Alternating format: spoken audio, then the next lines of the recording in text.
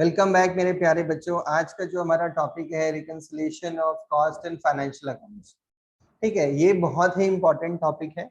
आप सभी इसको ध्यान से सुनेंगे और बहुत ही इंटरेस्टिंग भी है। बच्चों को कहीं ना कहीं ये फेवरेट सा टॉपिक लगता है, उन्हें ये मनपसंद सा टॉपिक है। तो आइए हम स्टार्ट करते हैं बिना आपका समय व्यर्थ करे। एक देखिए, नाम यहाँ पे मैंने लिखा है रिकंसिलिएशन, राइट। रिकंसिलिएशन का मतलब क्या है? What do mean by reconciliation? चलो अभी हम चैप्टर स्टार्ट नहीं करते हैं, पहले हमें समझना है रिकंसिलिएशन का मतलब क्या है। What do mean by reconciliation? ठीक है, रिकंसिलिएशन का मतलब क्या है, रिकॉन का मतलब क्या है? तो मैंने बोला रिकंसिलिएशन। रिकंसिलिएशन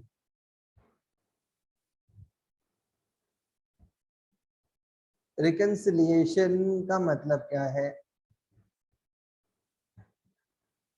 ठीक है, थोड़ा सा इंप्रूवमेंट हुआ है हैंड राइटिंग में या नहीं, आप मुझे जरूर बताएं कमेंट बॉक्स में। देखो, रिकंसिलिएशन का मतलब क्या होता है?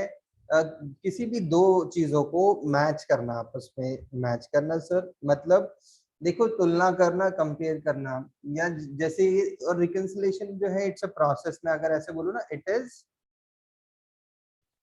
A process of comparing two sets of observations. Observation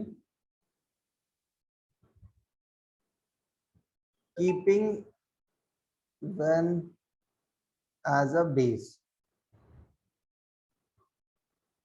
for other. Sir ये ऊपर से निकल गया, क्या मतलब है इसका? मेरे बच्चे बहुत ही सरलता से समझते हैं, थोड़ा और इजी करके समझते हैं। देखो, रिकंसिलिएशन का मतलब क्या है? रिकंसिलिएशन का मतलब हमारे दो किसी भी वस्तुओं के बीच में आपस में तुलना करना, मैच करना, लेकिन हमें ये अज्यूम करना पड़ेगा कि उनमें से एक सही है, क्योंकि जो सही है ना वो सही है। तो हम सही को गलत के साथ मैच करते हैं और कमियों को निकालते हैं, डिफरेंस को नोट करते हैं। This is called reconciliation. कैसे? बचपन में मम्मा मुझे पैसे देते थे कि ये लो 20 रुपीज, ये 20 का नोट लो और एक ब्रेड लेकर आ जाना। ठीक है, ब्रेड आएगा 15 रुपीज का। फिर उसमें मैंने वापस मम्मी को करे मान लो 2 रुपीज, तो ये 3 रुपए कहाँ गए? देखा, it's a course of reconciliation. बच्चे हंस भी रहे, उन्हें समझ में याद आ गई बचपन। अच्छा मम्मी, ये 3 रुपए गए कहाँ? 3 रुपए मेरे मुंह में, टॉफी खा ली मैंने। ठीक है, so this is kind of we always do in past, और ये चलता रहता है। रिकंसिलिएशन में किसी एक को हमें सही मानना होता है और दूसरे के साथ उसकी तुलना करना होता है। तुलना करने के बाद जो भी कमियां हैं उनको रिकॉर्ड करना है। इस पूरे प्रोसेस को आप रिकंसिलिएशन कहते हैं। क्या कहते हैं? रिकंसिलिएशन। तो सर इसकी हमें यहाँ पर क्या जरूरत है? तो देखो मेरे प्यारे बच्चों, देखो मैंने बोला यहाँ पर हम बात कर रहे हैं, हमारे पास यहाँ पे two different set of books कौन सी हैं हमारी? यहाँ पे अगर मैं बात करूं हमारे sets of book, sets of book कौन कौन से? हमने बोला कि दो अलग अलग यहाँ पे हमारे पास बुक्स हैं। एक हमारे पास है कॉस्ट अकाउंटिंग और एक हमारे पास है फाइनेंशियल अकाउंटिंग या फाइनल। ठीक है, सो कॉस्ट अकाउंटिंग और फाइनेंशियल अकाउंटिंग में इनका इसका एक प्रॉफिट निकलता है या लॉस, जो भी है। और ऐसे ही फाइनेंशियल स्टेटमेंट में पीनल बनाते हैं आप, और उसका भी निकालते। इसमें आप प्रॉफिट एंड लॉस बनाते हो, इसमें आप कॉस्ट शीट बनाते हो,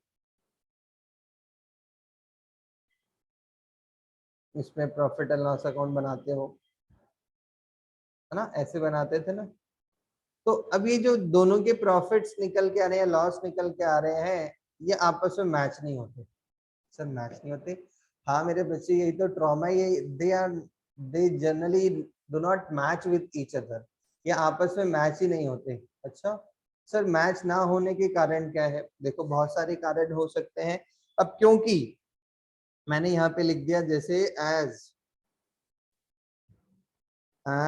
due to different set of practice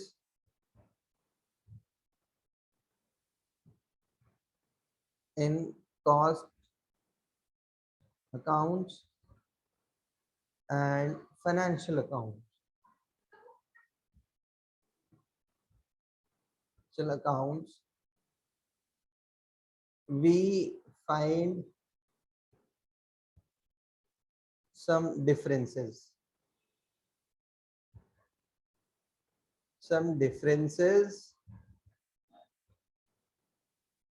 In the reported profit and loss.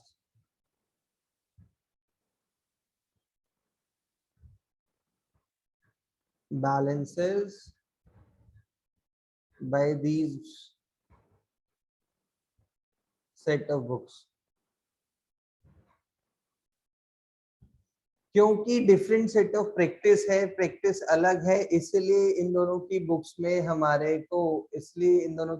हमारे को डिफरेंसेस पाए जाते हैं। ठीक है, ये तो क्या ठीक है, due to different set of practice या हमारे अलग अलग रूल्स आप बोलो चाहे कुछ भी बोलो, उनके कारण से इन दोनों के अंदर। अब बात आता है कि सर मेन कारण क्या है, रीजन, कॉज क्या है, कॉजेज क्या है, कॉजेज क्या है, रीजन क्या है। एग्जाम में भी बहुत आता है, आपसे पूछा जाता है कि भाई कारण क्या है। देखिए कारण कुछ भी हो सकता है, मतलब से समझे नहीं। देखो मैं बताता हूँ मेरे प्यारे बच्चों, जैसे मैंने बोला इस पे मैंने ऐसे लिख दिया, जैसे मान लीजिए first category certain expenses which do not cover under cost account. कुछ ऐसे, अगर याद हो आपको, कॉस्ट शीट के अंदर मैंने एक कैटेगरी भी बताई थी कि कुछ एक कैटेगरी होती है जिसमें ना वो खर्चे हमारे फाइनेंशियल अकाउंटिंग में तो आते हैं मेरे प्यारे बच्चों, लेकिन यार कॉस्ट शीट में नहीं आते, क्योंकि वो प्रोडक्शन नेचर में नहीं होते या वो फाइनेंशियल नेचर के होते हैं, लोन एंड लेंडिंग से स्पेसिफिकली होते हैं, आउटसोर्सिंग से स्पेसिफिकली होते हैं, और इसका इस्तेमाल हमारे प्रोडक्शन साइकिल में या कॉस्ट डिपार्टमेंट में नहीं होता। ठीक है, जैसे सर बताओ, थोड़ा सा एग्जांपल लेके बता दो। जैसे मैं बताता हूँ, जैसे मैंने बोला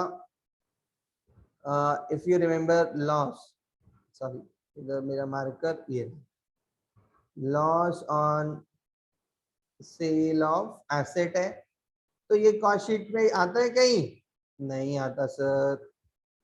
या मैंने बोला गुडविल अमोर्टाइजेशन, गुडविल अमोर्टाइजेशन मतलब कम होना,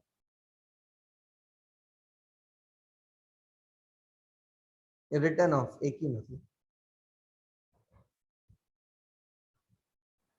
ठीक है, या मान लीजिए आपने कोई इंटरेस्ट पे कर दिया, इंटरेस्ट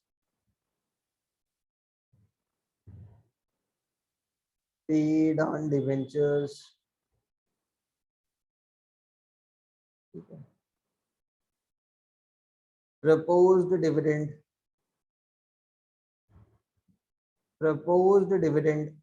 सो ये जो चीजें हैं ना, ये ऐसे खर्चे हैं, ये खर्चे भैया कॉस्ट शीट में तो हमने देखे ही नहीं, दूर दूर तक देखे ही नहीं हमने, दूर दूर तक।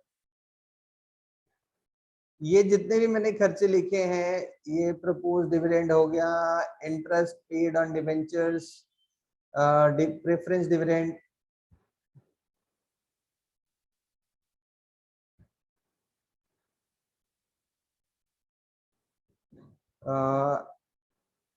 प्रोविजन फॉर ग्रेचुटी,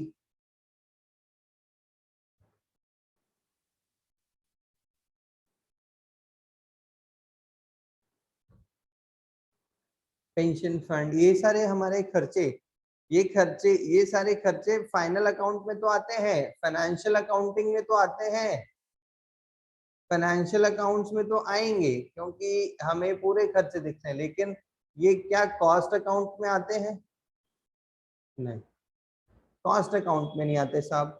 जनाब जिस तरह से आपने ये बात करी कि सर ये वाले जो खर्चे हमारे कॉस्टिंग में नहीं आते, इसी प्रकार से मेरे बच्चे सेम इसी तरीके से कुछ इनकम्स भी होती हैं, incomes do not cover under cost account. तो ऐसी हमारी कुछ इनकम भी होती हैं, कुछ इनकम भी होती हैं जो जो जो हमारी कॉस्टिंग में नहीं आती लेकिन फाइनल अकाउंट में आती है। जैसे सर बताओ ना सर, जैसे जैसे मेरे बच्चे अभी बताया था, अगर आपका गेन हो गया, gain on sale of fixed asset, आपने कोई फिक्स्ड एसेट बेचा और आपको आपको उसके ऊपर काफी भारी मात्रा में कोई प्रॉफिट हो जाता है और जो नॉर्मल नेचर का नहीं है तो वो आएगा ही नहीं। कॉस्ट शीट में कहीं था क्या? भूल गए क्या? नहीं था सर। Very good. इसी तरह से कोई अगर आपको इंटरेस्ट इनकम मिली है,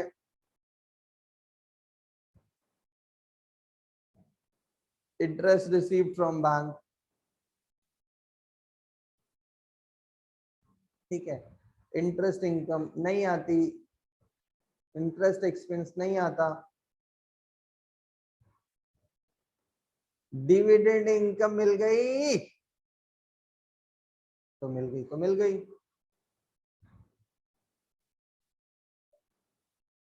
any type of fee income, other income basically. So ये जो मैंने चीजें लिखी हैं ये वापस मैं वही आपको बोलूंगा, ये वापस वही बोलूंगा कि क्या सर ये फाइनल अकाउंट में नहीं आते क्या? फाइनेंशियल अकाउंट्स में आते हैं क्या? हाँ बेटे, ये सारे फाइनेंशियल अकाउंट्स में तो आते हैं। सर क्या कॉस्ट अकाउंट में भी आते हैं? नहीं ना, यही तो सारा काम पढ़ रहे हैं हम। नहीं आते, फाइनल अकाउंट में नहीं आते। तो ये कहीं ना कहीं कारण है। आपसे पूछा जाएगा कि रीजन बताओ, तो मैंने रीजंस को कैटेगराइज करा basis on expenses and income which qualify under cost accounting, which do not qualify under cost accounting, however it is qualifying in financial accounting। so ये हमने सीखा। ऐसे ही अन्य एग्जाम्पल भी बहुत सारे एग्जाम्पल हो सकते हैं जो मैंने अभी आपको बताए हैं। तो आपको इन सभी का अभी मैं 1 मिनट में आपको ये बताता हूँ, 1 मिनट में बताता हूँ। देखिए ये सारे अगर आप देखो यहाँ पे मैंने जो अभी बोला है ना वही पढ़ते हैं। Need of reconciliation since cost account and financial accounts are maintained separately. देखिए देखिए ध्यान से देखना है कि दोनों ही सेपरेटली मेंटेन होते हैं, मेंटेन सेपरेटली, दोनों को अलग अलग प्रकार से बनाया जाता है। तो ये स्वाभाविक है कि उनके बीच में परस्पर कुछ ना कुछ मतभेद हो। It is very certain that profit shown by cost accounts may not agree with profit, hence it becomes necessary to maintain a reconciliation for these two set of books। जो हमने बात करी थी वही लिखा है, सब कुछ अलग नहीं है। अब रिकंसिलिएशन का एडवांटेज क्या है? देखिए बहुत बढ़िया एडवांटेज आपसे पूछ सकता है भाई, इससे हमारी अरिथमेटिक एक्यूरेसी पता चल जाती है दोनों ही किताबों में क्या है और क्या major. It explain the reasons. देख रहे हैं जी, देख रहे हो साहब? It promote coordination. तो ये मैंने आपको हाईलाइट कर दिया जो मेजर मेजर पॉइंट है कि यार इसका एडवांटेज क्या है भैया। इससे ना हमारी थोड़ी एक्यूरेसी बढ़ जाती है, एक्यूरेसी सही हो जाती है। और दूसरा मैंने बोला एक्यूरेसी सही हो जाती है, ये लिखा है ना देखो। रीजन, इससे रीजन पता चल जाता है और ये कोऑर्डिनेट करना हेल्पफुल हो जाता है दोनों में। Reason for difference in profit, क्या कारण है दोनों के प्रॉफिट में अंतर होने का? फ्यू एग्जांपल, तो इसने देखो लिखा भी है, some example of financial expenditures losses which appear only in financial books as follow: loss on sale of asset, interest paid on bank, goodwill on preliminary expenses, fine and penalties, charitable. लो जी लो, इसमें तो आपको नाना प्रकार के उदाहरण मिल जाएंगे, नाना प्रकार के। Amount transfer to reserves, payment to dividend. Similarly दूसरी कैटेगरी हमारी इनकम पे भी है, फाइनेंशियल इनकम। ये हमारे फाइनेंशियल एक्सपेंडिचर थे जो प्योरली फाइनेंशियल इन नेचर है, कॉस्ट में नहीं आते। ये सारे के सारे जो खर्चे हमने बात करे ये सारे कॉस्टिंग में, कॉस्ट शीट में आते हैं क्या? नहीं सर, कॉस्ट शीट में नहीं आते और ना ही इनकम कॉस्ट शीट में आती है। Other important reason of difference is depreciation. which may be charged differently into different set of account. Depreciation भी जनाब तीसरा देखो, एक तो मैंने बोले खर्चे फाइनेंशियल एक्सपेंडिचर, फाइनेंशियल इनकम, और तीसरा डिफरेंट मेथड ऑफ डेप्रीसिएशन, दोनों के अंदर जो है वो भी एक हमारा मेजर रीजन है। और चौथा और सबसे जरूरी तो देख रहे हैं चार एग्जाम के लिए, वैल्यूएशन ऑफ क्लोजिंग स्टॉक, कि भैया स्टॉक अकाउंट्स में अलग तरीके से होता है, और कॉस्टिंग में हमारा फॉर्मूला है जो हमने पढ़ा था यूनिटरी मेथड कॉस्ट शीट का। और जो अंत में ना जनरल एग्जांपल की बात बहुत ही अच्छी, एक बार मैं इसको रिपीट करूंगा, पढ़ूंगा। In cost accounts, overheads are generally absorbed on the basis of predetermined overhead rate, whereas in financial accounts, actual expenditure is recorded. बहुत बढ़िया बात बोली है, देखिए इन दोनों ने, बहुत बढ़िया बात। क्या मतलब है सर, समझ में नहीं आया? मैंने आपको बताया था ना, कॉस्टिंग के अंदर यार एक्चुअल एक्सपेंसेस जो हैं वो तो हम बात नहीं करते, यहाँ पे तो हम एक अनुमान लगाते हैं ना भैया। कोई कस्टमर आया है और उसको रेट तो बताना ही पड़ेगा, तो हमें अनुमान लगाना पड़ता है, अनुमान, एस्टिमेशन करते हैं। एब्जॉर्प्शन इंग्लिश में हमने बात करी थी, एब्जॉर्ब करना, एब्जॉर्प्शन, एक्सपेंसेस को सोचते हैं, एब्जॉर्ब करते हैं। और फाइनल अकाउंट में क्या होता है, एक्चुअल चीजें जब होती हैं, तो ऑब्वियस सी बात है हमारे अनुमान जो हम सोच रहे हैं और जो एक्चुअल चीजें हैं वो होता नहीं है। हम अनुमान लगाते हैं, हम 18 घंटे पढ़ेंगे, लेकिन क्या एक्चुअली पढ़ पाते हो आप? 2 से 3 घंटे बाद बेहोश। तो ये कारण है दोनों में डिफरेंस का। अब सर प्रोसीजर क्या है, ये मैं आपको सिखाऊंगा। Reconciliation of cost and financial accounting in modern computer age is redundant requirement. तो basically now in modern era computer आ गया है, कंप्यूटर से अब सब कुछ हो जाता है, एक्सेल है, टैली है, बीजी, बहुत सारे सॉफ्टवेयर हैं जो हमारे अकाउंटिंग पैकेजेस कहलाते हैं, एसएपी है। तो वहां पर रिकंसिलिएशन को एक बहुत ही इंपॉर्टेंट हिस्सा माना जाता है। It is assumed as a very integral part of books of bookkeeping, और इसमें रिकंसिलिएशन बहुत ही महत्वपूर्ण पहलू रखता है। अब आपको मैं समझाता हूँ, अब आपको करना क्या है, स्टेप्स क्या है सर, स्टेप्स बता दो, रुको, उसके लिए मेरे को अपनी व्हाइट स्क्रीन वापस पे आनी पड़ेगी। सर अब हमें समझ में क्या क्या आ गया? अब सर हमें पता चल गया रीजन क्यों बनाते, पहली बात वाई, वाई का क्वेश्चन मिल गया, वाई रिकंसिलिएशन इज इम्पोर्टेंट, ये पता चल गया क्वेश्चन नंबर 1, ठीक है। और इसका बेनिफिट क्या है रिकंसिलिएशन बनाने से, ये दूसरा पॉइंट हमें पता चल गया। Benefits of reconciliation, question number 3 हमें पता चल गया रीजन। मेरे बच्चों रीजंस क्या है, रीजंस ऑफ डिफरेंसेस पता चल गया हमें, क्या क्या ऐसे कारण थे। तो ये जो 3 प्रश्न जो थियोरी में आते हैं, इसका उत्तर आपने ढूंढ लिया है। Why reconciliation is important, benefit of reconciliation, और रीजन ऑफ डिफरेंसेस क्या है, ठीक है। ये 3 मैंने अभी इस वीडियो में आपको समझा दिए बहुत ही अच्छे तरीके से। अब बात आती है सर, ये तो हमें समझ में आ गए, अब हमारा अगला जो सबसे इंपॉर्टेंट पॉइंट है, how to prepare,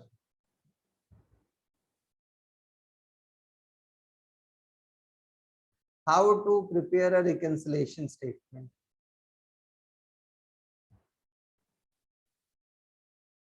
how to prepare a reconciliation statement, ये एक प्रश्न और अगर हम सॉल्व कर लेंगे तो हमारा चैप्टर हमें समझ में आ जाएगा, इजीली खत्म हो जाएगा। तो ये अभी हम समझते हैं नेक्स्ट कमिंग क्लास। आज के लिए आज की जो सबसे जरूरी चीज थी, रिकंसिलिएशन हमारा का मतलब क्या है। और ये देखो बचपन से कर रहे हो, आपने पहले भी पढ़ा था BRS, bank reconciliation statement, cash book, passbook, cash book, passbook, simple सा फंडा होता है मेरे बच्चों। एक चीज इसमें ध्यान में रखना होता है, एक आपको एक का बैलेंस दिया होता है, there should be anyone, in question it will give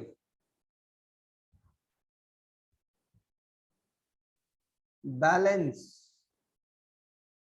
of any set of account, any set of book। किसी एक का देगा, अगर मान लो पासबुक का दे रखा है तो ठीक है, तो हमें कैश बुक का निकालना है, या कैश बुक का दे रखा है तो हमें पासबुक निकालना है। अब एक सिंपल सा रूल है, देखो सिंपल रूल क्या है, अगर मान लो उन्होंने पासबुक का बैलेंस दे रखा है, ये गिवन है, इट इज गिवन मान लीजिए, तो ये मेरे पास है और ये मुझे निकालना है टू कैलकुलेट, ये मुझे निकालना है।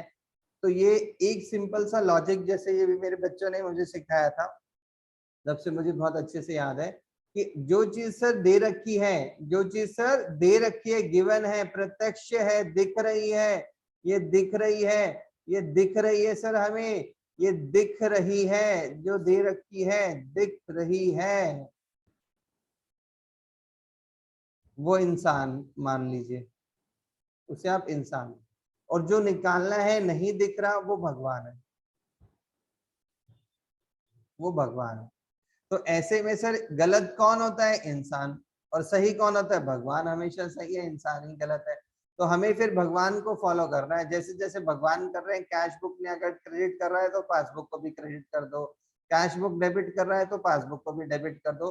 तो सेम फंडा इसमें भी चलता है, जिसका बैलेंस दे रखा है वो इंसान है, यानी वो गलत है, जिसका बैलेंस नहीं दे रखा वो भगवान है, दिख नहीं रहा हमें, वो सही होगा।